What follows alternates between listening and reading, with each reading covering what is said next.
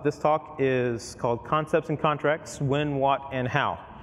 So there are a few things I need to say before we actually start getting into the slides. So this is a very high level, sort of skim the surface of these two features, right? If you're interested in, after this, if you're interested in the nitty gritty, the more details, there are other sessions. I'll have a slide that shows some of those that are going to go into far more detail about how they work, what the syntaxes are, that sort of stuff. And specifically, what I'm interested in is how are these things going to work together to allow us to write beautiful, nirvanic like interfaces, right? We're rapidly approaching where we'll be able to specify more things in the interface to make our programming faster. We'll make less mistakes as we're programming, and safer. Okay, that's the first thing. The second thing is all the slides that have code, and the slides themselves will be up in a GitHub repository. It's not there yet, right? It will be. I just didn't have enough time to prep everything and get everything pushed in. But it will be, hopefully by the end of the conference, it'll all be up there. So, you'll be able to, if you're viewing online later, it should definitely be up there by then, and you can actually go and get and play with the code examples if you want. The third thing I need to say is that I like to keep my slides nice and simple. There's not a lot of graphics. They're mostly either short texts. I'm not going to read a lot of stuff off the screen. There's going to be a lot of code examples. I did this year throw in some emojis, though, for some flavor. All right, so hopefully you'll see those, and they'll kind of put some pizzazz in the presentation. All right, let's get started then. We got about 70 slides. So concepts and contracts are already both in the C++ standard working draft. That means that unless some catastrophe happens, they will ship as a part of the next standard, which should be shipping, we expect, in the year 2020. Right? So we've got some lead time to get more comfortable with them. But the good thing is that we have vendors that are already implementing these things. So we don't have to wait, right? All right, so jumping right in, concepts. So, Bjarne's keynote was about concepts. I unfortunately missed the very beginning of that. So I don't know how much he discussed. This is sort of my one small sentence description of what concepts are when we talk about them in the language. A collection of features that can be used to constrain the arguments of templates, right? Types and non-types. Now this is sort of like the collection of all the features. There are actually several features that we added to the language that work together to allow us to do these constraining of template arguments. Most often it's types, but you'll see it can be non-types as well. Okay, so here is an example, sort of my hey, this is what concepts look like. All of my code examples should be fully functional. Like I have a script that runs them and actually compiles them and gets the output and stuff. So there shouldn't be any errors on here, but we'll see. So in this example, we're going to define a concept called outable. And really all that means is that the type that satisfies an outable just means you can stream strings into it and kind of chain them up, right? I'm not going to claim this is a good concept, right? But it's a concept, right? And then we have a function hello, a function template hello, that takes a T and it takes some char array that you're gonna spit out, right? But we have a special rule about this. First off, you need to be able to put things into the outable, right? You need to be able to stream things into it, or sorry, out through it. And our stream is special, though. We only want to allow less than 10 characters. Our screen is really small, right? We don't want people to just cycle stuff through. We want 10 characters at a time max, right? This is an artificial restriction that I've added into there. Okay, so we say, okay, we have a template. It takes an outable and a size. The size needs to be greater than 0 and less than 10. And that size is basically the size of the character array, right? And then we print that out. So then in our main function, I say hello, and I give it the cout stream. and I pass, concepts, the string concepts, and that works fine. But if I pass it, darkness, my old friend, that is more than 10 characters long. That's going to be a compile failure. The concept is going to check that, and it's going to fail. And then the line 17, I accidentally pass in an I stream instead of an O stream, right? Something that doesn't take that form of the stream operator, that's also going to fail. So just immediately, I've prevented what would have later been a compile time failure for number 7 or line 17. But for number 16, that might not have been a compile failure, right? That might have been an actual runtime requirement of my system, and I've prevented somebody from doing something that they shouldn't have done. So, here's what the error output looks like, right? You can see no matching function for call to hello when you pass darkness, my old friend, because the constraint isn't satisfied, and the constraint that wasn't satisfied was that 24, the size of darkness, my old friend, is not less than 10, right? So that saved us there. Not much else interesting in that, but you do see it does actually give you a hint of what's like. This substitution failed because this constraint wasn't satisfied, right? Okay. If people have like an urgent question of anything, feel free to hold your hand up and hopefully I'll see it.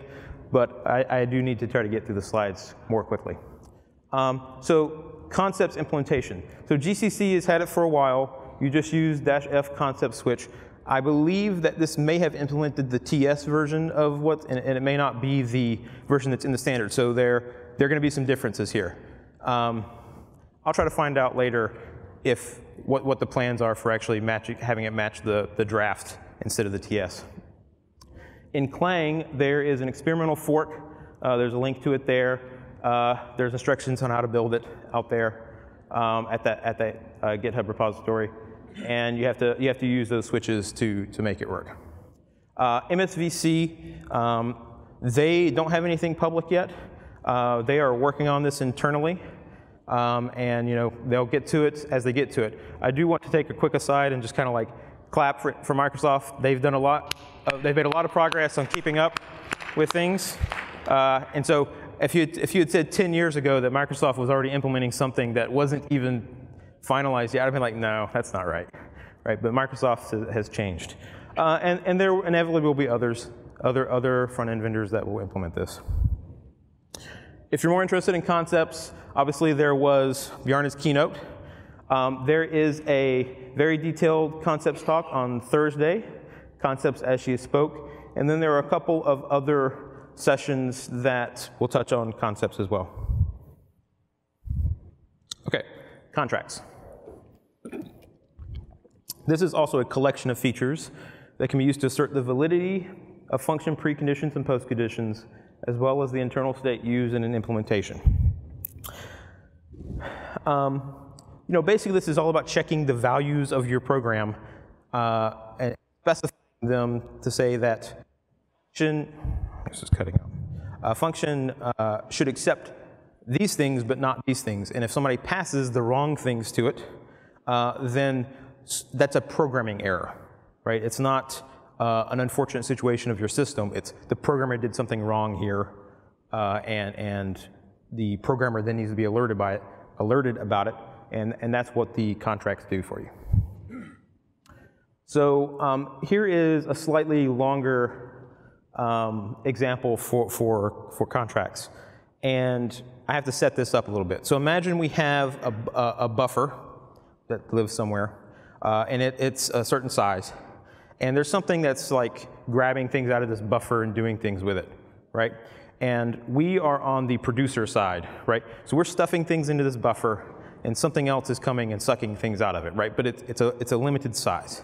And the thing that's consuming things out of this is expecting the things that it finds in the buffer as it marches along it to be monotonically increasing, right? So if it sees a 1, it expects the next thing to be 2 or higher, right?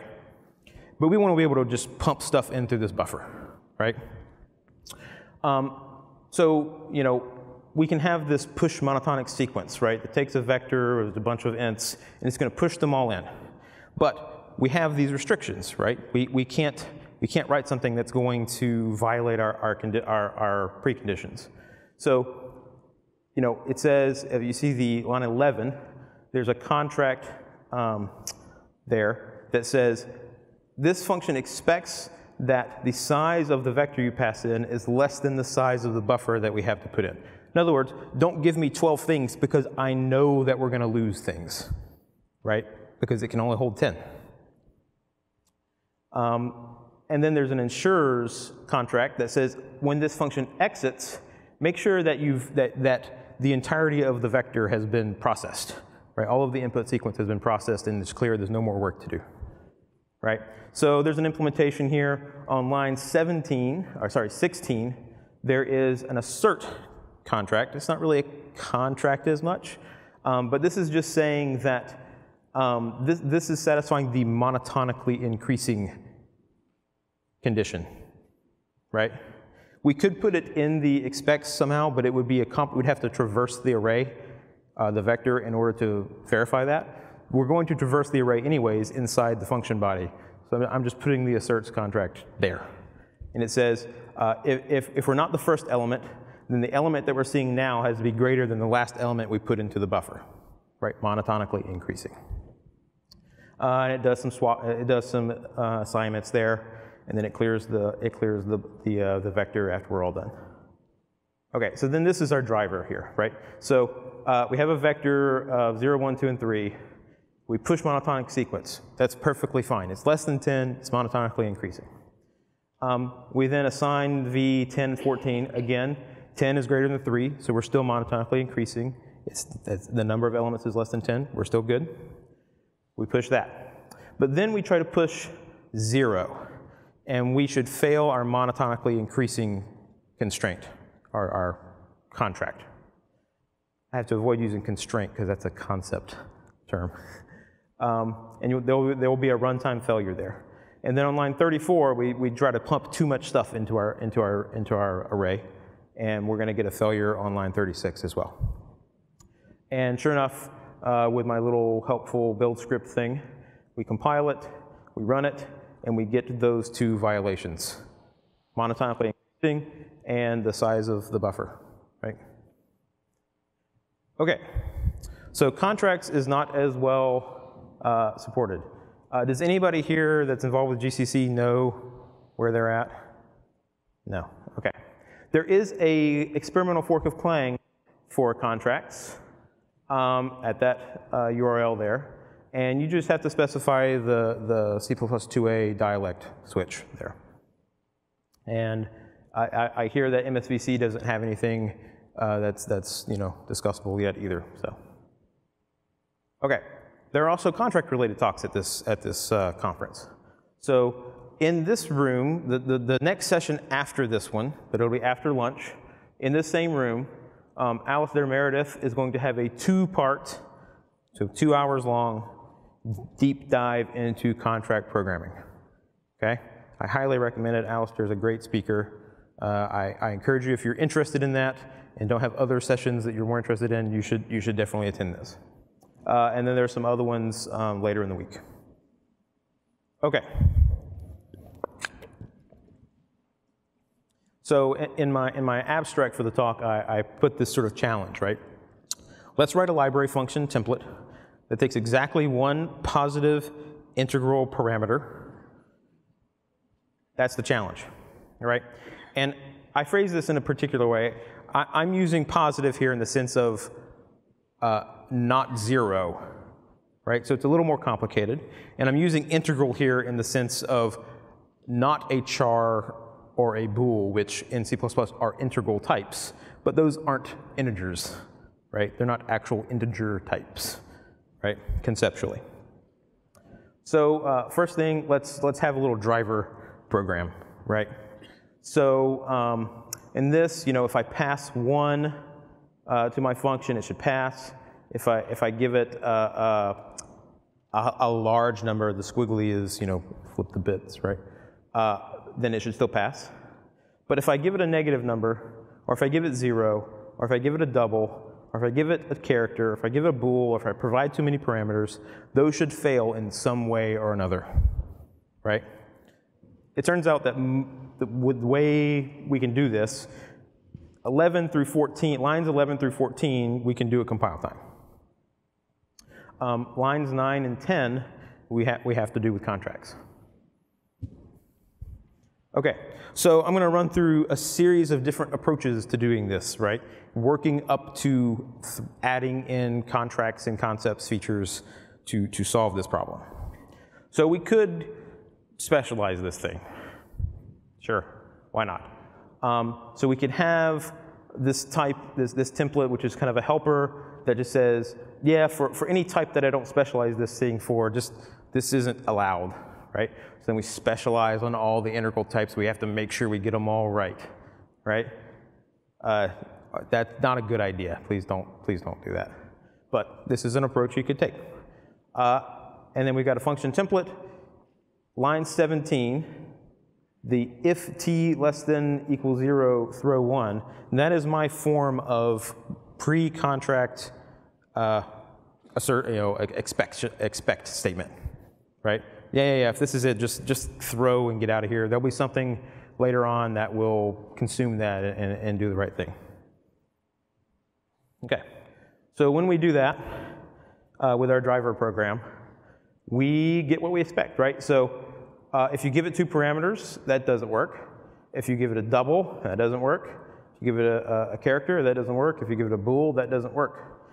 But if we sort of ignore the compile failures, we kind of lead those from the source and we compile everything that compiles and we run it, we'll get an assertion at line 9 and 10, right? The negative value and the 0 value, right? We solved our function's contract. Okay. Like I said, please don't do it that way. That's error prone, and it's gonna fail. Okay, so let's use traits instead. So this time we're not going to have a helper. We're just gonna do all this straight in our function, right? At the top of our function, we're just going to say we're going to assert that the type you gave me is an integral, but now we have to carve out that exception for the things that are true for is integral v, but we don't want to consider integrals, characters of various kinds, pool, whatever. And then we're still going to do our little precondition check, right? It's a lot simpler. You can still mess this up. How many people knew that char, unsigned char, and signed char are not necessarily, like char is not necessarily unsigned or signed, right? Like it could be a distinct type, right? And so most people are going to like not realize that and they're going to implement it wrong. And so same thing, we get the expected output, right? We still get the assertions at the bottom. Okay, so you know there's something about this that is bothersome, right? Lines 6 through 12, we're sort of specifying what is valid for our type, right? It would be nice if we could put that somewhere around where the type is declared, right? If we could just say, oh, well, the thing that needs to be here is an integral type according to the way that we're specifying integral. So, you know, normally when we've tried to, like, in C++, when we've tried to sort of provide names to sort of an idea of something, right, we've made a class for it, right?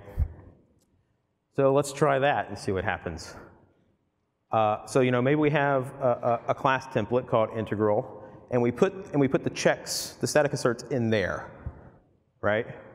And we can just construct from whatever the underlying type is. Make sure there are that capital E should be a lowercase e, but make sure there are no unwanted conversions, you know.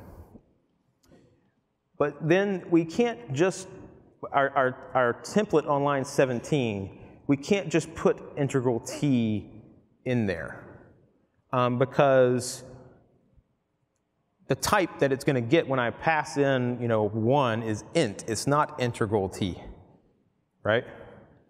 So we have to have some way then to say, no, you need to actually form an integral t from that integer, right, and pass that in. So we've got a helper do fn that basically does the work of the body of the function, and the fn on line 17 does that construction of the integral type, which will then go do the check. Right? This is, I mean, I don't necessarily think it's any better than the previous one. Right? We've created this thing now that exists that's called integral, and like it doesn't really do anything, right? It's just there to sort of manipulate the type system. And that's kind of bothers me. And then we have to do this extra little funny business down here. I don't like it. But it gets us the results, right? It satisfies all of the contract stuff that we had said that we need to satisfy. Okay, so now we're going to move from the pre-concepts and contract stuff into our new world. So in concepts, there are lots of related features that work together. There are constraints. Constraints over types or non-type template arguments. There are requires clauses which introduce constraints that then get, the template arguments get mapped in, right? Those requires clauses. Then there are requires expressions. Requires expressions are a way to create a sort of syntactic constraint, right? Like as you may have seen in Bjarne's keynote, right? Like I can apply the star operator to this t that I have, right? You would use a requires expression to introduce that constraint or to describe that constraint. And then we have concepts. Concepts are basically named collections of constraints where those collections can be conjunctions or disjunctions or atomic, right? So in this case, though, we're using a requires clause on line 5 to say, apply the following constraints. This is a conjunction of the following constraints to the type name t, right?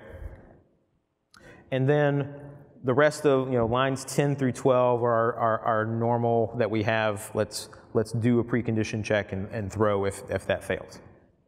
Right? So this is much cleaner than the other approaches that we've had so far, right? In particular, I can look at the declaration of fn, and I can actually reason then about, oh, that's what this means, right? But I still don't have the name of what this thing is in the signature anywhere. But it works, right? You can see you can't pass a double in, you can't pass a character in, you can't pass a bool in, you can't pass more than one argument in, and the assertions for the precondition check still fire. Okay, so let's see if we can do something about that ad hoc assertion mechanism I have for the preconditions. Right? That's not, you don't ever want to throw one, like nobody, that's a toy example, right? It's pretty simple, right? On line 11, so this is exactly the same as the previous one, except on line 11, instead of my ad hoc solution for that, I have an attribute. Actually, it should be the brace on line at the end of line 10 should not be there. I have an attribute that applies to the function, the function template, that says, I expect this t you give me to be greater than 0. At runtime, whenever someone calls fn, depending on some variables, I mean variables in the abstract sense there, it may or may not fire a contract violation off. Assuming that you have everything set up and it does fire off a contract violation, you will see down there at the bottom of this, I report out the violations. Now this is a little bit weird, right? It's not actually reporting the line on which the call was made, it's reporting the line on which the expects contract precondition was.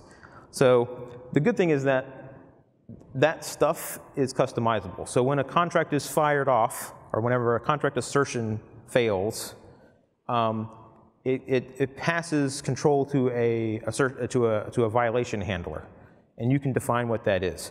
I just happen to define mine to print out some information about the data structure that it gave me. You might also notice, though, that this output here doesn't list all of the compilation failures that I expected. I discovered, so the source of that is that we have the two tools, right? We have the concepts fork of Clang, and we have the contracts fork of Clang, and they aren't the same, right? So my build script and stuff that I have sort of selects which one of those things to use depending on which example that I'm trying to show. But it turns out that the contracts front end just silently swallows that requires clause and just like, oh, thanks, and he does nothing with it, which is kind of great, but you know, I thought that was interesting that it just went ahead and accepted that and then just ignored it. So that's why you don't see that output on this screen. But we do get our contract violations down there. Okay, I'm making pretty good time. So now let's actually talk about concept. So I'm going to go back real quick. So if you notice, I named this requires, right? So while I'm using a feature from the concepts features, right, there's no concept involved in this, right? This is just a requires clause. So now we're going to take that requires clause and we're going to pull it out into a concept. And you know, you may have noticed from Bjarne's keynote, he did this in a couple of places, right, where he lifted these requires clauses out into something that's nameable, right, some higher level object or higher level aspect of something in your domain, right? So I'm just going to say, instead of putting it on the function declaration, the template declaration, I'm going to make a new concept. I'm going to call it integral, and I'm going to do all those same things. That one is missing a semicolon at the end of line 10. But that now I could use that concept name integral to introduce constraints in various ways on things. So on line 12, I've now constrained the type T to be an integral with the concept integral. I could have actually had a instead of that, I still could have done type name, and then after void fn, after the header for that declaration, I could have actually then put a requires clause and said requires integral T, right? But this is a simpler syntax. Has potential to cause some confusion with what exactly the T is. You have to know that integral is a concept to really know that T then is a type. Because if integral was a class, then T would not be a type name. It would be a non-type template argument, like a literal, right?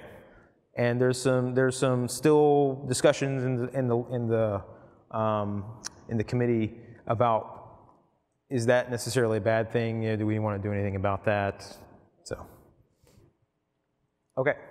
If you notice here too, on line 14, I removed my precondition contract, again, because of the difference in the front ends, right? The concepts front end that I have doesn't understand the contracts expects attribute. It fails on that. So I just removed it for this example. Okay, so here now, we get what we expect, right? You can't give it a double, you can't give it a character, you can't give it a bool, you can't give it more than one argument, and our precondition check still fires. Okay, and so putting those two things together, right? That's what the contracts plus concept solution for this particular toy problem that I came up with would look like. Now, you could quibble about whether integral, if integral means something different than what I've said for this particular exercise. But for this exercise, that's what the solution was. Also, if you notice, at each of these things, there's a path down at the bottom of the source code. Where there's a path, that means you'll be able to find that piece of source code in my repository at that path once it is published. Well, I mean, that's not a request. I wasn't these are my emoji, right? So, clapping hands and raising hands, we're getting to a good point, right?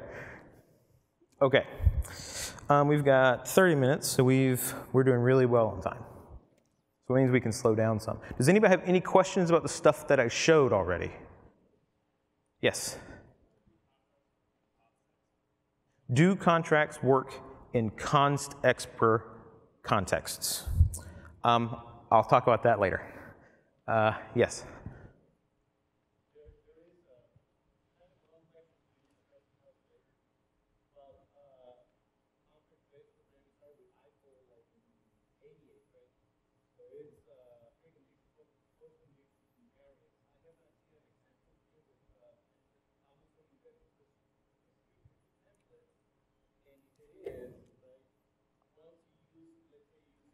Right. Is that the rest of it? Is there any other clause, if clause? Because I can say, okay, so the question is, contracts are nothing new. Contracts have been around since at least the mid-'80s, right? And you can apply contracts to non-templated things, right? And so the question was, is that true for the contracts that are in C++ 20? And the answer is, yeah, you can apply them to things that are not templates. Did you have another part of the question?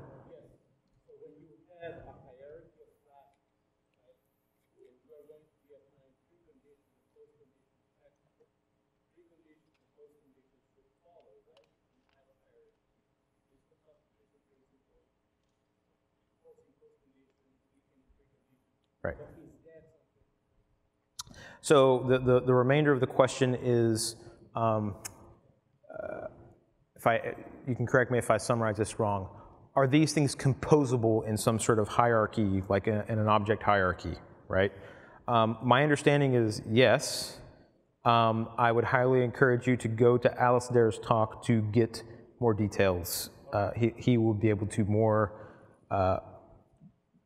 answer your question better than I would in the time we have. Yes? May I use the microphone? Sure, if it's on. Does it work? Yeah. I've recently played around with a tool called Daphne from Microsoft Research, where there's also an SMT solver connected to your program, so it can prove correctness based on specifying preconditions and postconditions. Is that also the intention of the standards proposal here, to finally hook up some kind of prover tools? Right. So yes. So the question is, can we use formal verification methods via some tooling to sort of prove things about your program without actually having to run them, right? And I think the answer is yes. There's actually a specific feature of contracts called axioms that are meant so that you can describe things that you don't actually want to run at runtime, but they're there to describe some nature of the contract for that thing that is important. And the idea being that static analysis tools and other tools, constraint solvers, might be able to use that information to do their work. Any other questions about stuff we've seen so far? Yes, up here.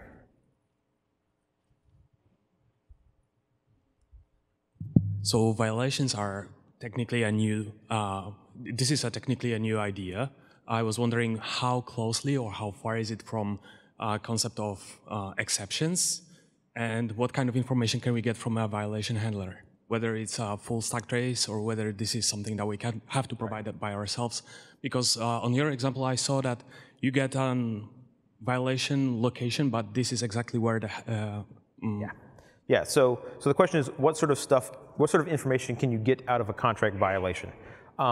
It's documented. You can go to CppReference.com and look up, I think it's contract_violation, and it's there. Right now, it's pretty basic information. It's nothing fancy, but it's also not something that's solidified in the standard. It could change. So, all right, so we're gonna move on. Hopefully, there'll be more time for more questions later. I'll try to get through this. So, let's get real for some value of real. And by real here, what I mean is, let's look at something in the standard library currently. And it's in quotes because we're going to talk abstract or theoretically about what it might look like to apply concepts and contracts to something in the standard library. The code you'll see here is not actually code examples because it's something theoretical. It doesn't work, right? Or rather, it's not what the case is. So let's take a look at the copy if from the algorithms header in the standard library. So it takes 2 input iterators, which define a range. It takes an output iterator, which is where you want to start copying things into. And then it takes a predicate that you apply to each element in the range to determine whether or not it actually gets copied to the output location, right? And so this is actually text I copied from the standard, right? So you see here on sort of subclause 12 requires the ranges, the source range and the destination range shall not overlap. If you start trying to write things over your source, that means undefined behavior for this function. The effects. So the requires is equivalent to not preconditions. That's yes, it is a precondition. Clause 13, effects, copies all of the elements referred to by the iterator in the range for which the predicate is true. This is a post condition, right? Like, it has to have done the work, right? It may turn out that there's no work if the predicate is false for everything, but this will always hold true for anything that you do as long as the implementation is correct. And it returns the end of the resulting range. And then clause 15, the complexity, it tries to give an idea of, okay, what's the cost of calling this thing?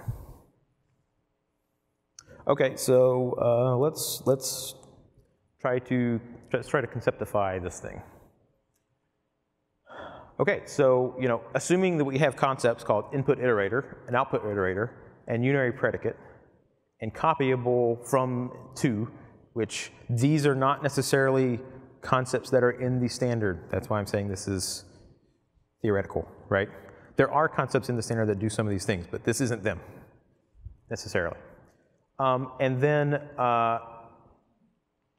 you're just going to replace, instead of having the template type name in the signature, you're going to, so if you look here, we say class, and then we provide a name for that type, right? The name of the type is what appears in the signature. But if you notice, the name of the type here is input iterator.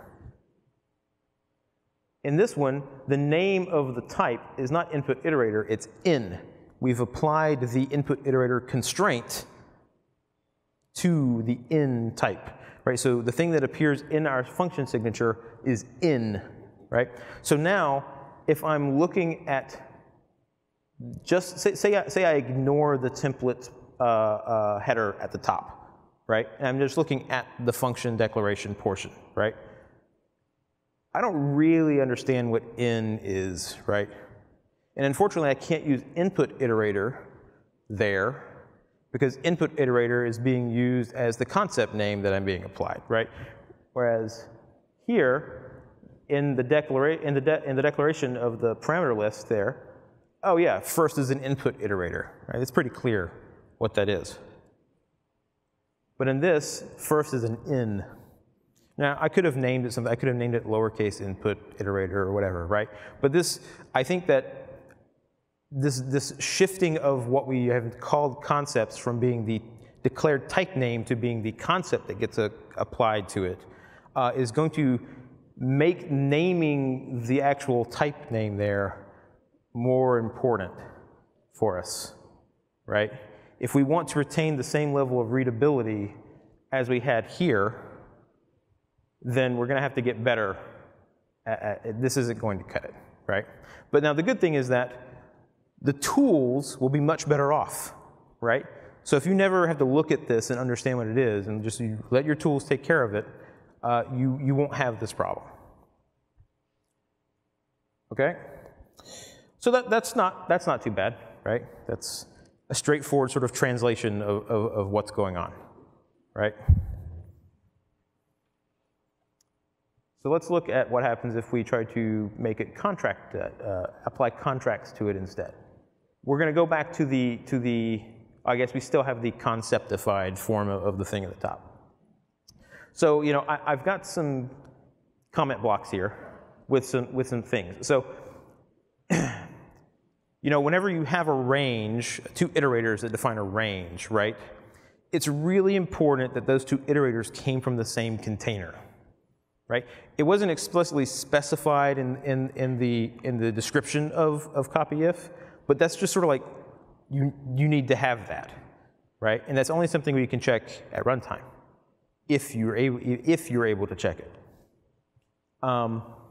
We need to make sure that source and destination do not overlap, right? But we don't have a good mechanism for doing this, right? Because as soon as if we try to like compare the in iterators with the out iterators, if they're from different containers, that comparison is undefined behavior, right? So how could we write that without instantly just triggering undefined behavior and throwing everything in the trash, right?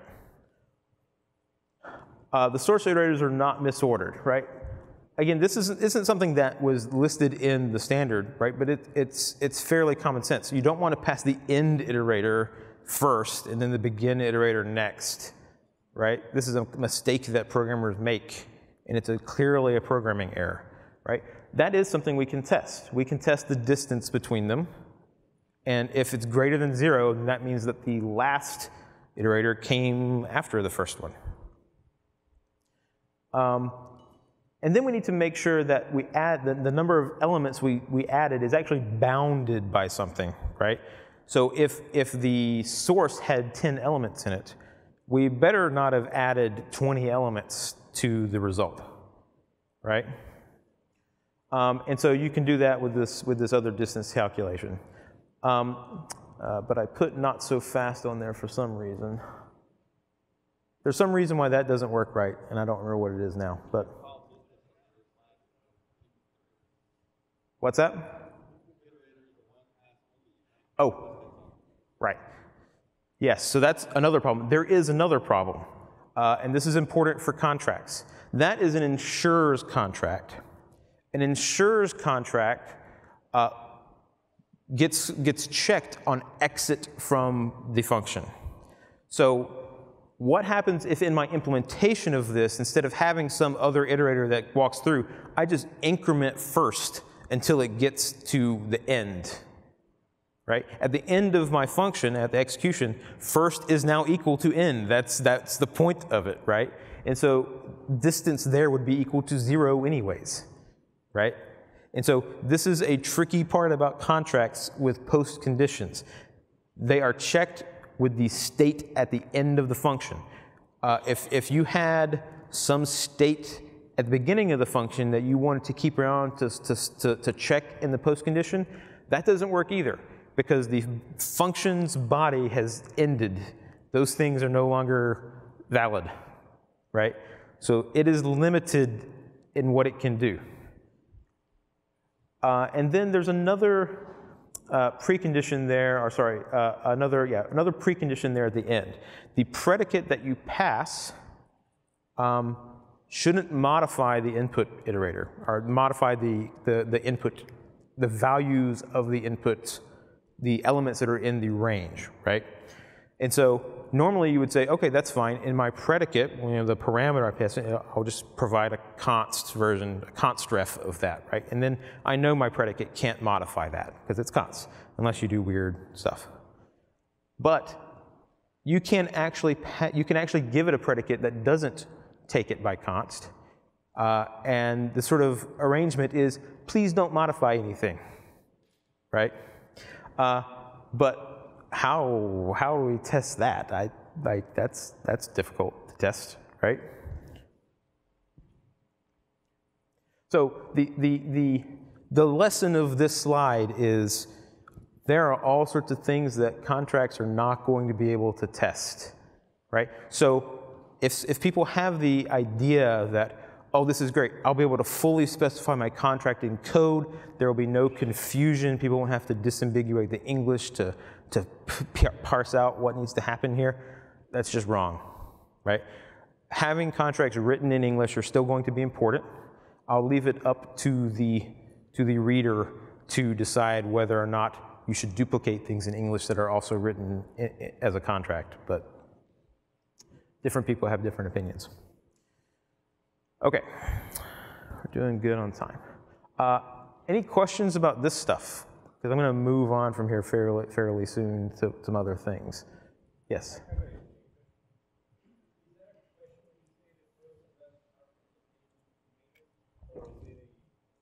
So the question that I'm being asked is the question marks that I have in these comments. What do I mean by that?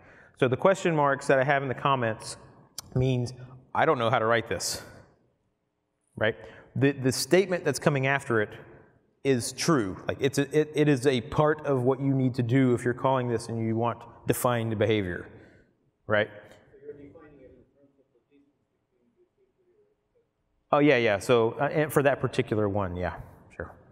But as Pablo was saying, yeah, you don't want to be calling distance on the iterators because again he might modify the iterators too, and you're like you can't do that multiple times and it be defined.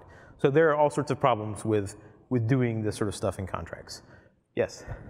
Yeah, this might actually end up being the same question. I'm very intrigued by this distance problem because it's sort of saying I expect this to be true, but it could have undefined behavior. It's using ADL, so it could call arbitrary code that could do anything. Yep. And this code is going to get run at runtime, right? Every time we enter this function, it's going to check the constraint, which means it's getting an arbitrary ADL call.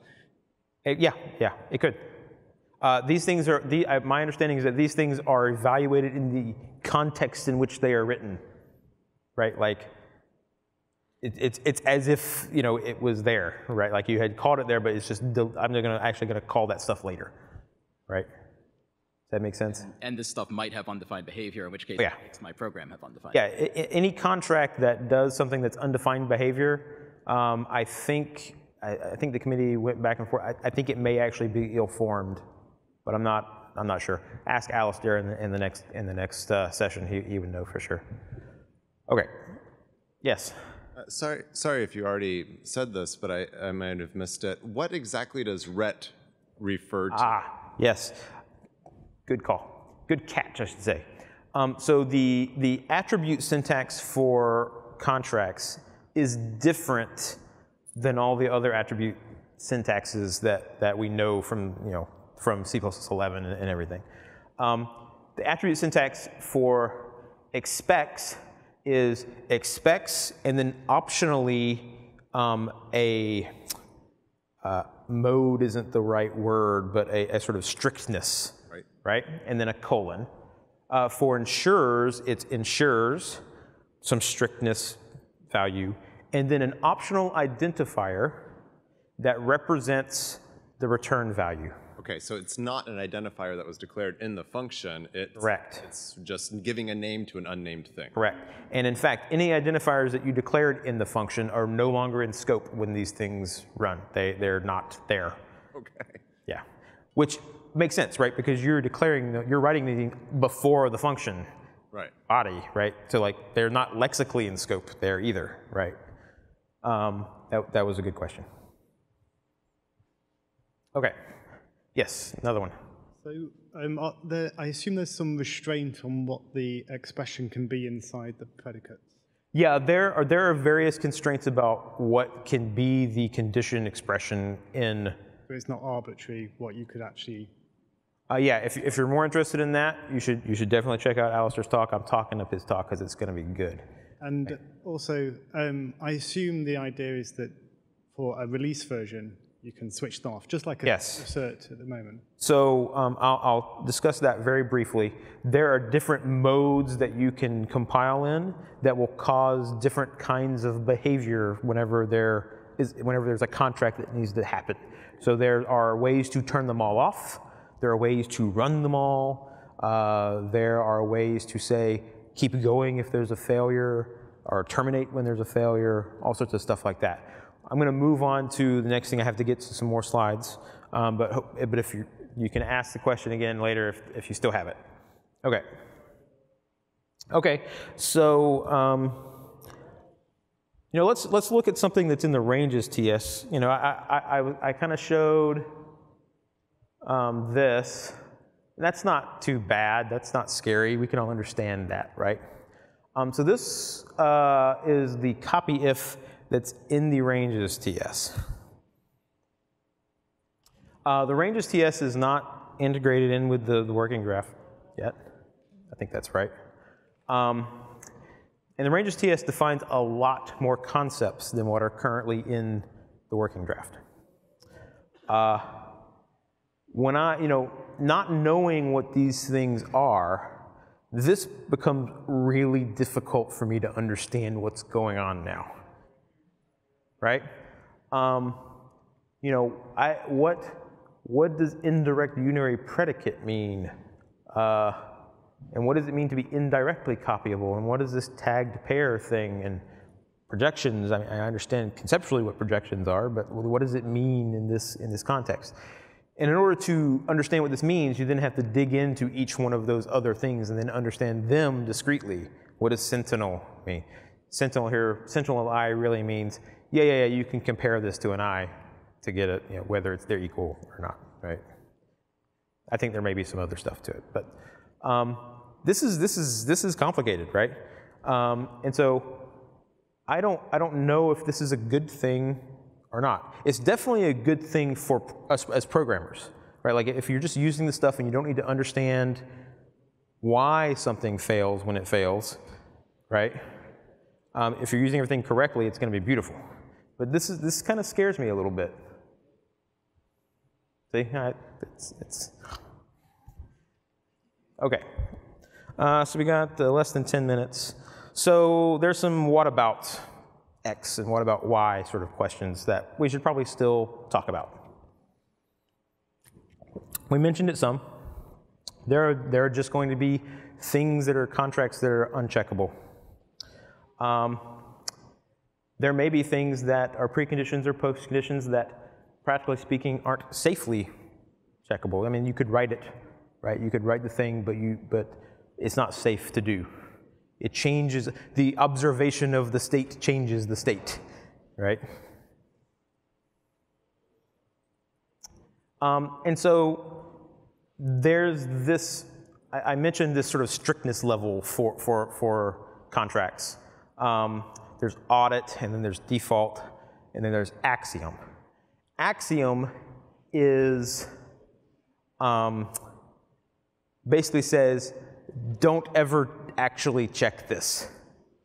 This is here for sort of expository purposes, but it's better than a comment as exposition because a tool can actually understand these things because this is C++ syntax, right?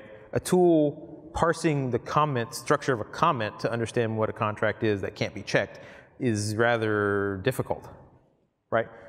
But if something is an axiom, I could very easily say, oh, yeah, there's this thing called non-mutating, and when you take this pred, that means that the tool should go and check and make sure that this predicate never modified its value that got passed in, right? We have static analysis tools that can do things like that, right? And now this axiom gives it the ability to go and do that sort of analysis. You can have an axiom that says, make sure this is a valid iterator pair. Because, again, static analysis tools can go back and look in the control flow graph and say, oh yeah, these two iterators came from the same container, right? We wouldn't want to check that at runtime. It would be expensive. But a static analysis tool could do it. So you could do that with axiom. Now, the thing here is that this valid iterator pair and non-mutating, those do have to be valid C++ functions that return a bool, right? So they would still have to be defined somewhere, or at least declared. I'm not sure if they actually have to be defined if they never get invoked, but so that's axiom.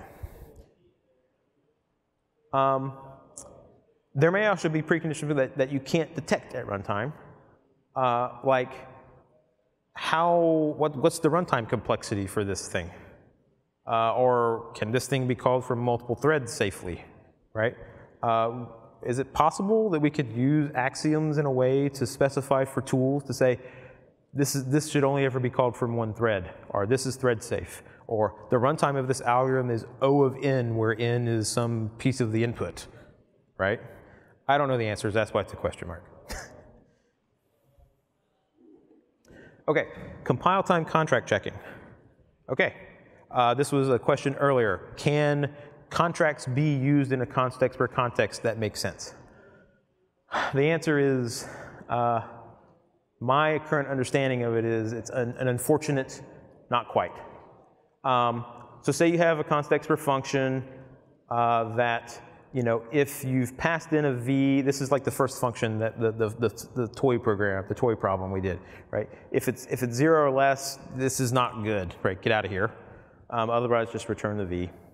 You know, so I can, on line 10, I can say function of 2, and I can assign it to a context per thing. But on line 11, if I pass in 0, the context per function can't run in a context per context, because as soon as it sees a throw statement, it goes, I can't do this. It issues a compiler error. Okay. The throw expression being in there doesn't cause it to be an invalid context per function, but just if the branching hits it, right? So with this one, we actually can say, oh yeah, we're okay, right? Like we can check the contract for this function at compile time, right? To say you can't pass 0 or something else in there, right? So that's lines 1 through 11. Lines 13 through 23 are, okay, well let's use contracts instead, right? We're supposed to use contracts to do these things. Let's use that instead of this hokey throw expression. That line 18 is not a compile time failure. Even worse, not only is it not a compile time failure, the contract never gets checked, right? It's a const expr. There is no runtime behavior for that, right? So I see this as a whole, and my understanding is that it's going to possibly get fixed. We'll see. So that's unfortunate, you know. Is there anything we can do? My understanding is that at the end of Alistair's second portion of the talk, in his abstract of his talk, he mentions const expert checking of contracts. So I'm going to attend that. I plan on attending it to see what he has to say about it. I encourage everybody else to. What did I do here? Oh, yes.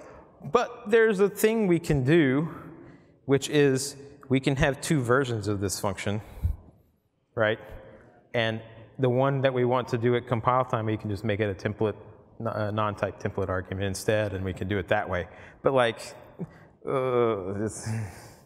that's just gross. Let's do that. Let's solve the other problem. Got about a minute left. So we're checking some, both of these features are checking constraints over some sort of domain, right? Concepts are constraining types. Contracts are constraining values at runtime, right? So, you know, is there a way that we could make these things work together somehow? There are lots of papers. They describe some thorny issues.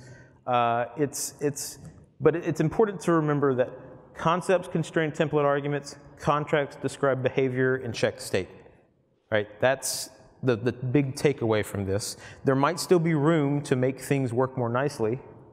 Like, could we make requires clauses take runtime things, right? Like if we have a const expr function and we know it's being called in a const expr context, could we just use a requires clause to just check that thing? Okay, probably not. There are some issues with it. But what if we have like the const expr bang, which is no, I guarantee you this thing is always compile time. That's what const expr bang modifier would do if it were approved. We know then that, okay, I can get the value of v. Like it's a compile time known constant, thing then, right? Should we do that? Because if we do expects, it will never fire.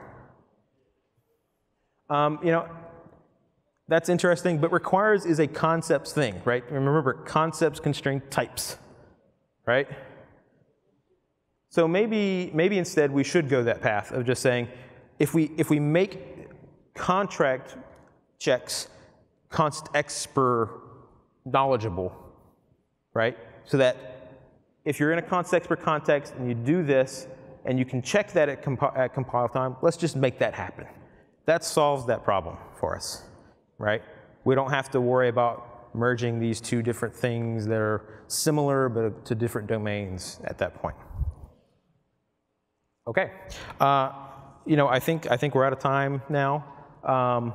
If you guys have any other questions for me, I'll hang around out here or something for a little bit. Thanks for coming to my session, and enjoy the rest of the conference.